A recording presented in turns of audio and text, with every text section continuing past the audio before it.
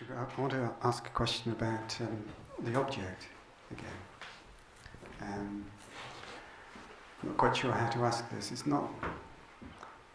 I know we're saying that there are no objects other than those which are objectified. But coming from the point of view of trying to separate oneself from objects, and we say that an object only appears when the mind creates it, but there is also perception. So there is perception, and then there is the creation of an object after perception. So you can have, it sounds like you're saying you can have unmediated perception, and then the perception is objectified. So the question is, what is it that is perceived?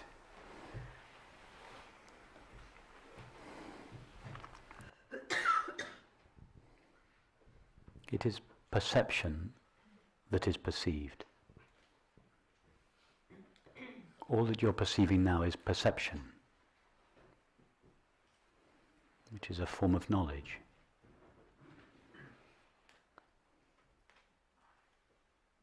Perception has to be known to be perceived, so all you are perceiving is knowledge. So when I feel a sensation and I haven't labelled it or given it any description, is it the knowledge of the sensation? Even when you do label it and give it a description, it is still only all that is there of the sensation is the knowledge of it. I don't mean the rational knowledge, I mean the experience of it. It's pure experiencing, pure knowledge. Experiencing is made only of the knowing of it. The only substance present in experiencing is knowledge or knowing. And our only knowledge or experience of the body or the world is sensation and perception. So it is not the world that is perceived. It is perception that is perceived. And the only substance present in the perceiving of perception is knowledge or knowing, pure consciousness. So in that case, when we talk about things which are outside of current perception, so another country or another planet, that is also appearing in perception, but it's simultaneous with other people, but it sounds like it's conceptualized through the mind of the human, as opposed to another creature. A fly, for instance, has presumably a different way of interpreting the world. Their world is very different to ours. Yes, but because a fly's mind, a fly doesn't have the powers of rational thought, as far as we know, but a fly perceives. So its rational mind consists just in the faculty of perceiving. And it has a very narrow range, but nevertheless it perceives. When you wave your hand over the fly, it flies away. So its rational mind is a very limited crystallization out of the one mind. The only mind there is, the one infinite mind, God's infinite mind. A fly's mind is just a little crystallization, a very limited crystallization. A dog's mind is another a crystallization that has a different shape from the fly's mind, but it is crystallized out of the same field. So there is something in common between the world that the fly sees and the world that the dog sees. Although if you were to take a snapshot of those two images, the image of the world that the fly has and the image of the world that the dog has, the two images would be very different. And let's take a third image, the image of the world that the human being sees, because a human being's finite mind is more complex than a dog's finite mind or a fly's finite mind. So you have these three creatures, a fly, a dog, and a human being. And their minds are all precipitations out of the same infinite field, the one mind, one consciousness. But because the shape of each precipitation or crystallization is different, what they will see, although they're all looking at the same world, the same one mind, they will get three different views of it. But there will be something in common. If we were to take a snapshot if the fly could take a snapshot of its view of the world, likewise the dog and the human being, and we put those three images on the wall, there would be something common between them. Although the limitations of each of the three minds would also make the three images appear differently. In other words, it is the same source of information that is being downloaded as these three different finite minds. And the reason that there is something common in the three different views is not because there is a world outside consciousness. On the contrary, it is because their minds are being downloaded from the same consciousness. That is why their three views are similar. That is why they have something in common, because their minds are all downloaded from a common source. The one mind, the infinite field of God's mind. Or pure consciousness. Yeah.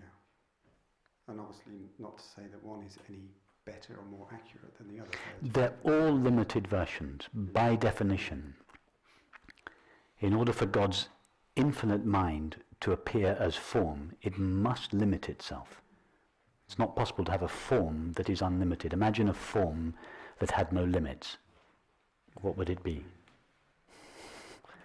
Form is by definition limited. So each of the three minds are by definition limited. Yeah. Some more than others.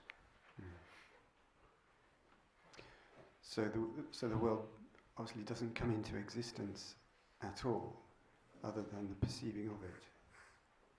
So it seems to imply that there needs to be exactly the world of perception. The world comes into apparent existence when Mary falls asleep, and her mind crystallizes. Her infinite mind crystallizes as Jane's finite mind. It is only from the point of view of Jane's finite mind that an outside world made of matter comes into existence. The term matter was invented by the Greeks to describe that part of our experience that takes place outside the mind. They didn't have a word for consciousness in those days. So from the point of view of Jane, the stuff that takes place outside her mind, the streets of London, is made out of dead inert stuff called matter, devoid of consciousness. Only everything inside her mind is made of consciousness. However, from Mary's point of view, which is the only real point of view, both what seems to take place on the inside of Jane and what seems to take place on the outside of Jane take place in and are made of her infinite mind. Yeah. So that is to say that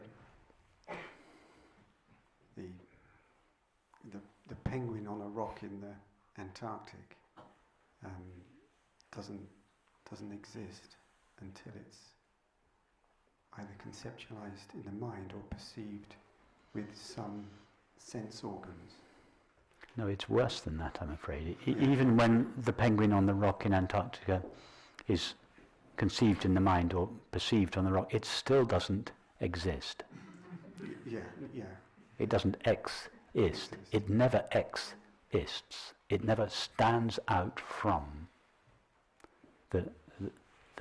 the infinite field of the one mind. It never comes out of being into existence. With it never acquires its own independent reality. Its reality is always consciousness. Matter is the belief that there is another kind of reality apart from consciousness. So does that mean there needs to be necessarily something akin to the concept of matter in order to understand and talk about the world, even though it can be seen that it's not a real... Yes, yes, you could say that, yes. In order to talk about it, for practical purposes, yes, yes. There's nothing wrong with the concept of matter. Indeed, the concept of matter works very well when you want to build a house or to cook a meal. It's perfectly okay to use the provisional concept of matter. It works well. It's when the concept of matter becomes the belief in matter that is the problem. The concept of matter is not a problem. Concepts are never a problem. It's beliefs that are the problem. The concepts of objects, for instance, is not a problem. We need the concept of objects. We all use the concept of objects all the time. For practical purposes, that they're necessary. But to believe that those concepts refer to something that is real in its own right, that is the problem. Yeah. So inherent in the concept of objects is the concept of materials that they are made of, which have objective qualities too. Yes. Yeah. The concept of objects is inherent in the belief in objects, but the belief in objects is not inherent in the concept of objects.